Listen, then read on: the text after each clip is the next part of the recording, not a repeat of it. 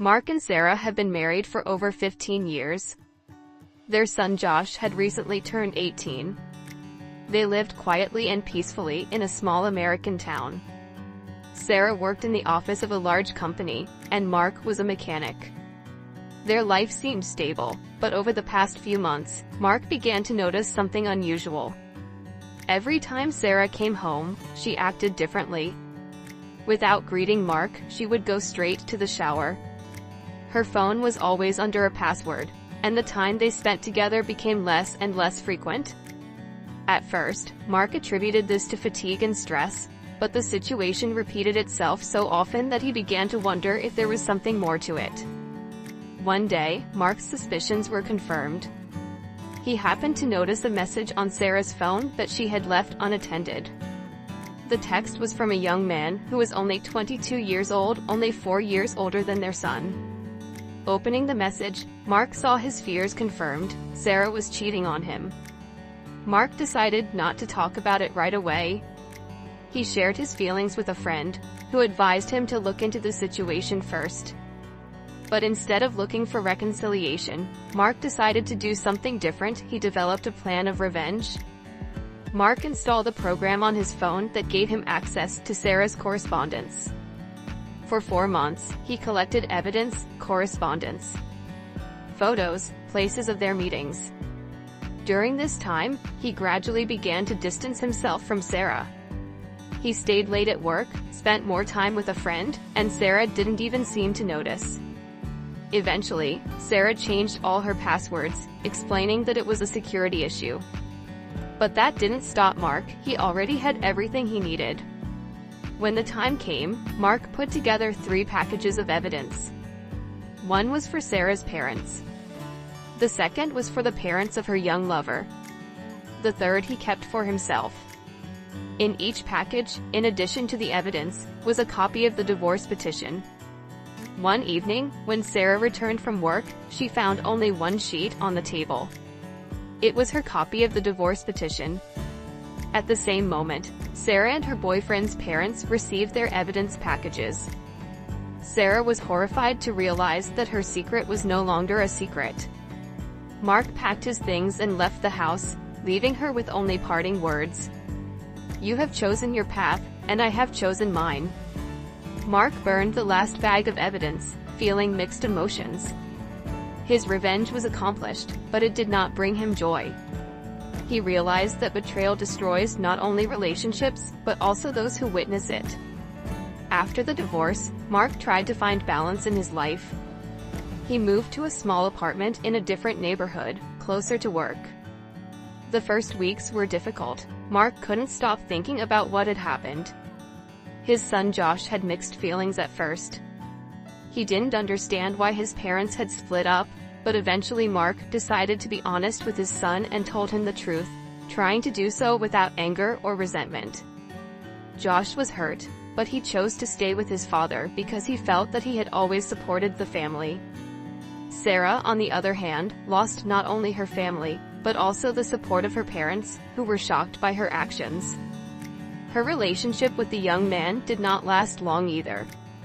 As soon as the truth came out, the guy moved away, not wanting to take any responsibility. Mark gradually began to return to normal life. His friend Ben, who had supported him during the difficult period, suggested that they open their own car repair shop together.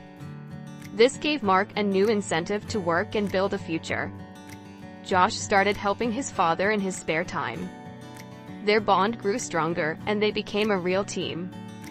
Mark tried to give his son advice that he hadn't received himself. "Always be honest in your relationships, Josh. If something is wrong, say so. Lying destroys everything."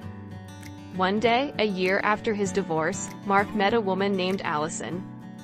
She was a teacher at a local college and came to the shop to fix her car. Her friendliness and sincere smile touched Mark. They started talking and gradually developed feelings. Alison supported Mark as he shared his past. She appreciated his honesty and the efforts he was making to build a new life. Josh also accepted Alison well, because he saw that she genuinely cared about his father. Over time, Mark realized that he shouldn't live only in the past. Revenge, betrayal, pain, all of that was behind him. Life went on, and he decided to build a new happiness with people who really appreciated him. Sarah, meanwhile, tried to rebuild her life. She realized that she had made a mistake, but she could not regain her trust.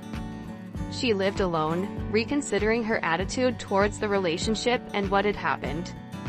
Mark and Alison got married a few years later. Josh was at the wedding and gave a toast. "My dad taught me that life is not always fair, but there is always a way to change things. He proved it, and I'm proud of him." Mark smiled, feeling that he had finally found peace and happiness. After the wedding, Mark and Alison began a new chapter in their lives. They moved into a cozy house not far from the workshop Mark had opened with his friend Ben. Alison decorated the house with warm and cozy details. She even set up a small garden where they planted flowers and vegetables together. Meanwhile, Josh graduated from high school and entered a local college to study engineering.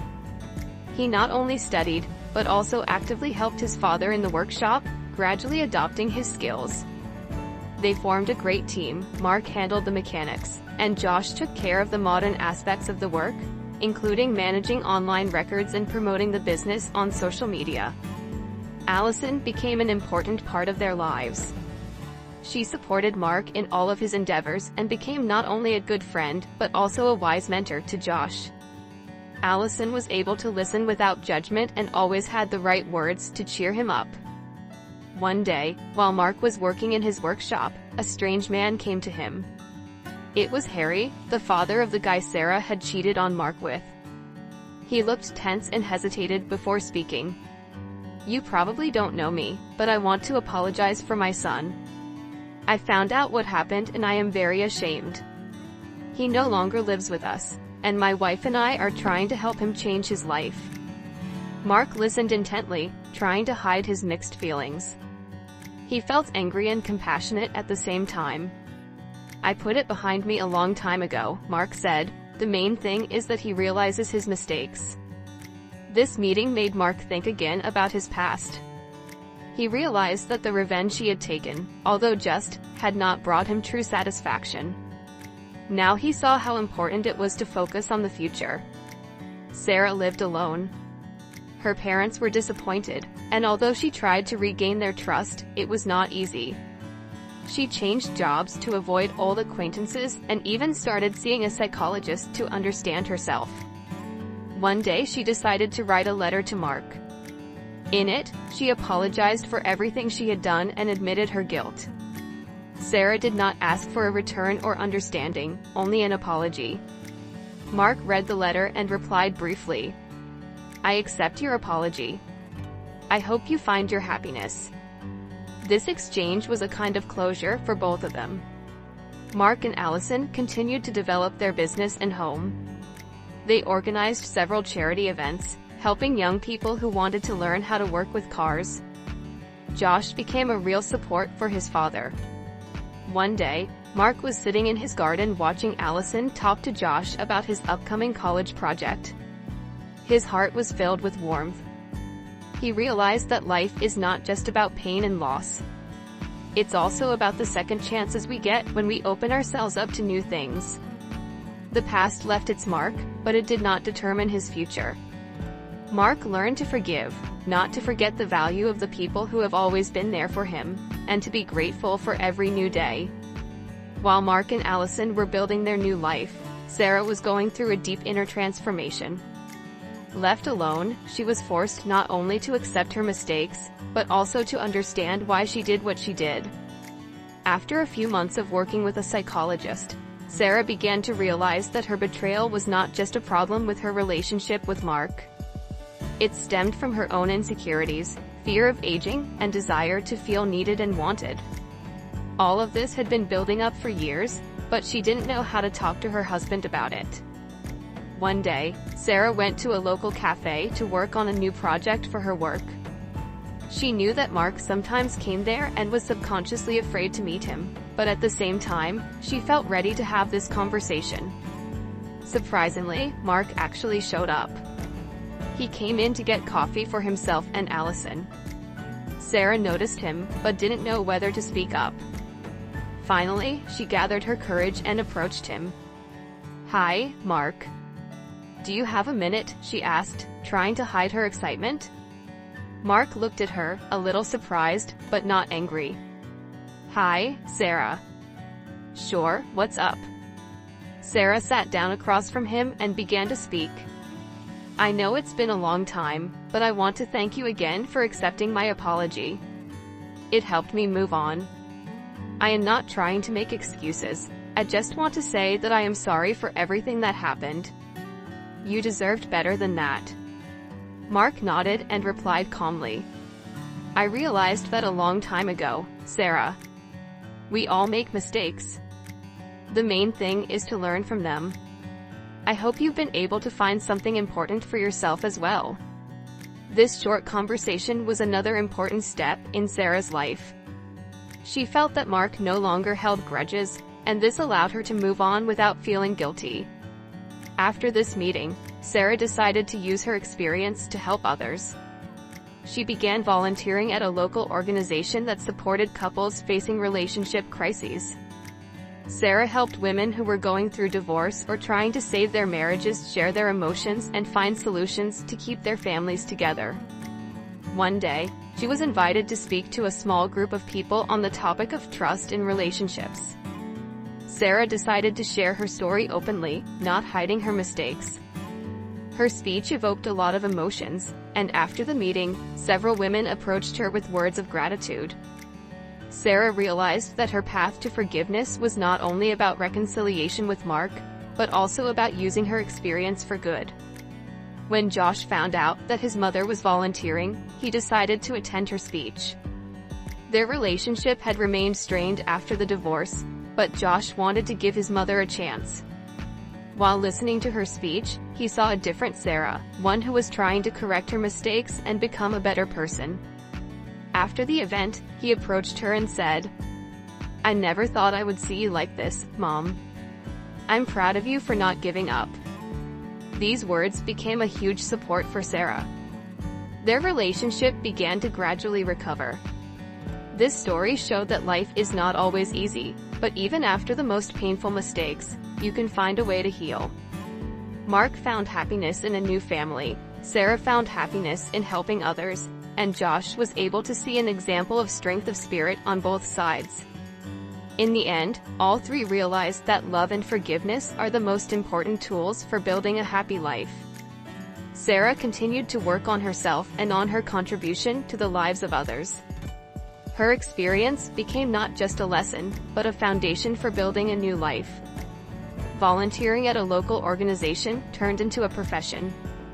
Later, Sarah received a certificate as a marriage counselor, which enabled her to work with couples going through difficulties.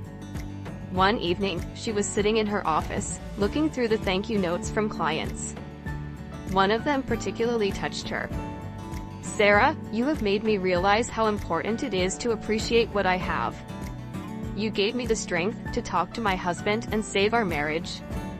Thank you for everything." These words confirmed that her path was the right one. As Josh watched both of his parents' lives change, he realized that he didn't want to make the same mistakes. In college, he met a girl named Rachel, and their relationship was built on trust and openness. One day Josh asked Mark, "Dad, how did you know that Alison was the person you wanted to be with?" Mark smiled and answered, "It wasn't a moment, it was a lot of little things. Her care, her honesty, her support. She made me feel like I could be myself, and it was mutual." These words inspired Josh to think about the fact that relationships require work and sincerity. After several years of marriage, Mark and Alison decided they wanted to expand their family. They began the adoption process and a year later brought a 6-year-old girl named Lily into their home. Lily quickly became a part of their lives. Alison taught her to read and Mark showed her how to repair bicycles. Josh, although much older, became a caring big brother to Lily. A few years after their divorce, Sarah and Mark suddenly started talking more often. At first it was just short conversations about Josh, but over time they began to share their successes and challenges.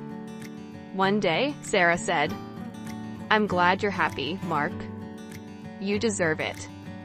Mark looked at Sarah and felt that his resentment had completely disappeared. He said, "And I'm glad you found your calling. We both went through a lot, but in the end it made us stronger." This conversation became a symbol of reconciliation for them. One summer, Mark and Alison decided to have a family picnic and invited Josh, Rachel, Lily, and Sarah. It was an unexpected idea, but they wanted to show Lily that family is not only those who live nearby, but also those who care about you. The atmosphere at the picnic was light and warm. Lily was playing with Josh and Rachel, Alison was making lemonade, and Mark and Sarah were sitting next to each other talking about old times. "It's amazing how life comes back," Sarah said, watching Lily. "Yes, but now I realize that it was all for a reason," said Mark. "We've all changed and come to understand ourselves better." This day became a symbol of the end of a difficult period for everyone and the beginning of a new, harmonious chapter in their lives. The lives of each of the characters in his story proved that even the most difficult situations can be overcome if you are honest with yourself and others. Mark, Sarah, Josh, and everyone else who was a part of this story built their happiness by realizing that the past shapes us, but does not determine our future. Mark stood in his workshop, watching Josh work on the engine of an old Mustang. The car belonged to their neighbor, who was going to give it to his son. Josh was concentrating on turning a wrench, and Mark was standing next to him, holding a lamp that illuminated the engine compartment. "Are you sure you know how to fix this?" Mark asked, raising an eyebrow. "Dad, I told you I can do it," Josh replied, keeping his eyes on the work. Mark laughed and put the lamp down. His son had become a real master, and it made him proud. A year ago, Josh couldn't have imagined that he would ever be so passionate about this business, but now it has become his passion. "All right, Master, I'm going to go make some coffee," Mark said and left the workshop. He walked into the house and saw Alison reading a book in a chair by the window. Lily was sitting next to her, coloring a large sketchbook. The girl was humming a song she had learned at school, and the whole room was full of warmth. "How are the mechanics doing?" Alison asked, looking up. "Josh doesn't need my supervision anymore. I think you'll start teaching me soon," Mark replied with a smile. Lily looked up. "Dad, will you help me with this page? It's too hard." Mark sat down next to his daughter and began to help her color, feeling that these moments were the best things that could have happened in his life. Meanwhile, Sarah stood at the door of the small cafe where she usually worked on her new projects. Her phone rang. She saw Josh's name on the screen and picked up the phone in surprise. "Hi, Mom," Josh began. "I have a proposal." Sarah answered without hiding her excitement.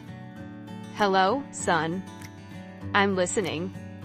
Your father and I would like to invite you to dinner. Lily wants everyone to get together. What do you think about that?" Sarah sighed. The suggestion seemed unexpected, but at the same time she knew it could be an opportunity.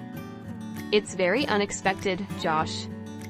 But I think it's a good idea. Thank you for inviting me." Josh, hearing her acceptance, quickly replied, "Then I'll see you Saturday night. You won't regret it, Mom." After the call, Sarah stood outside the cafe for a long time, thinking about the upcoming meeting. She didn't know how it would go, but she decided to accept the invitation. The day had come.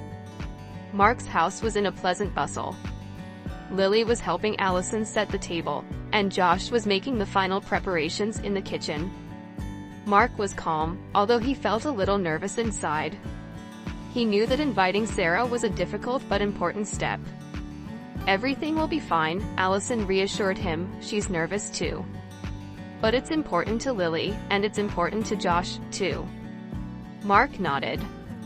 He realized that it was not only for the children, but also for himself.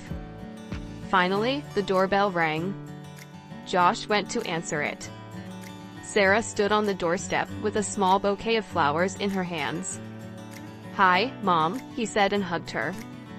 "Hi, Josh," Sarah replied, feeling slightly relieved.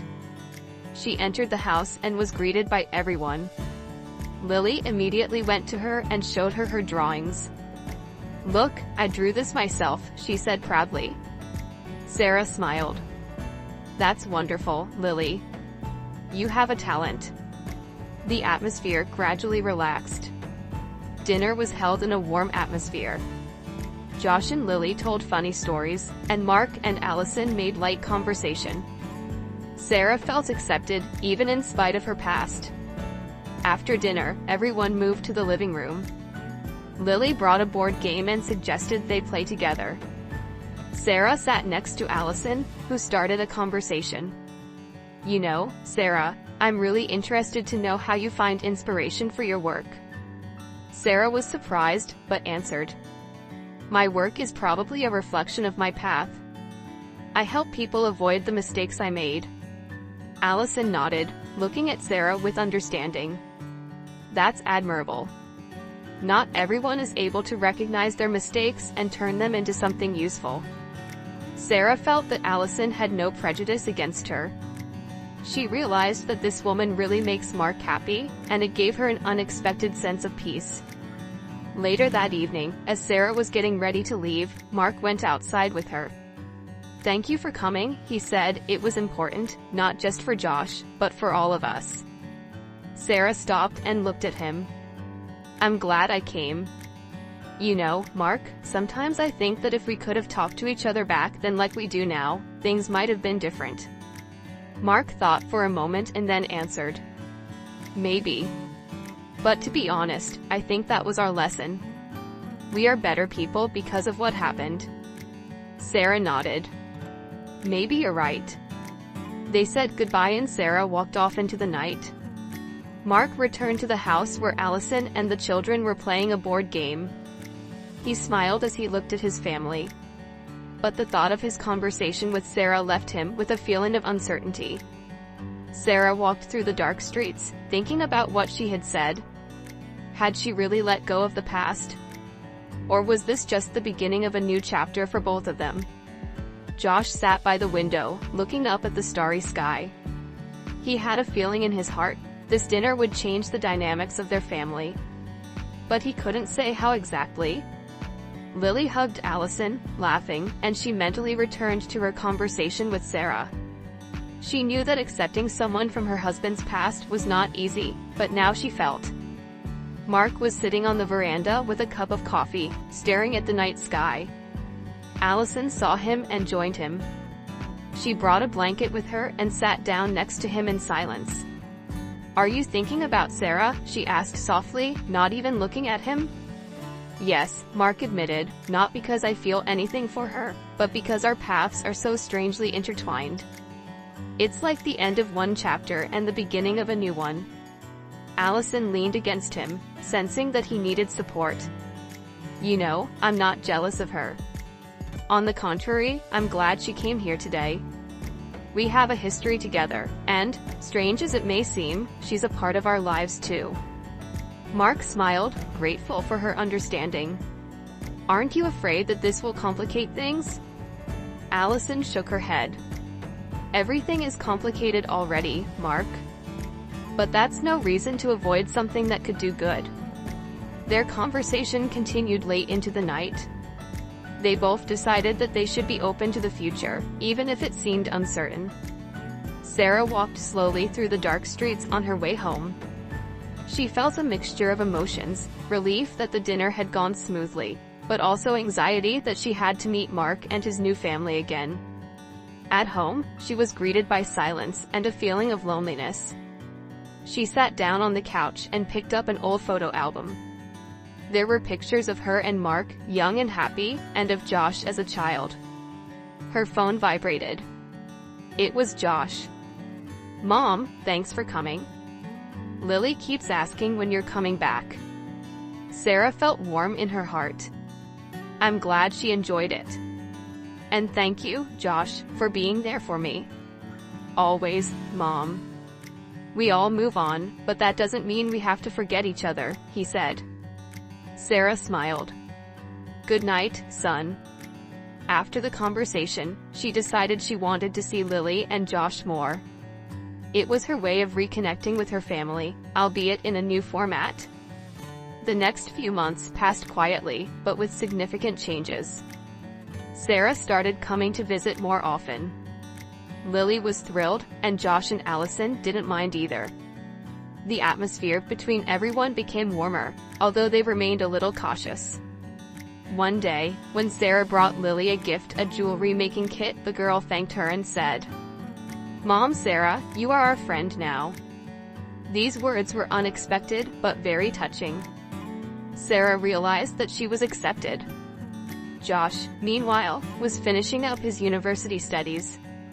His relationship with Rachel was gaining momentum, and he began to think about a future together. One day when he came home, he told Mark, "Dad, I'm thinking about asking Rachel to marry me." Mark was surprised, but excited. "Are you sure about this?" "Yes," Josh answered. "She supports me, understands me, and never puts pressure." Mark hugged his son and said, "I'm proud of you, Josh. You've grown into a wonderful man." Life seemed to be going on as usual, but one day something happened that tore everyone apart. Sarah, Mark, Alison, and Josh received news of a serious accident involving the same guy Sarah had cheated on her with. The news shocked them all, but especially Sarah. She wondered if she could forgive him for what had happened, just as she had forgiven herself. Sarah decided to visit him in the hospital. Mark had mixed feelings about this decision. He couldn't understand why Sarah was revisiting the past that had almost destroyed their family. When Sarah entered the hospital room, she saw a man who looked completely different. He was not a young, confident guy, but a broken and tired man. "Sarah," he said quietly when he saw her. "I didn't come to reproach you or explain anything," she replied. "I came to ask if you could forgive yourself too." They were silent for a long time. Meanwhile, Mark stood in the parking lot outside the hospital. He looked out the window of the ward and wondered if he had made the right choice in inviting Sarah back into his life. Alison was at home supporting Lily, who didn't understand why everyone was so upset. Josh, at his home with Rachel, looked at the ring he wanted to give her and wondered how this day would change their future.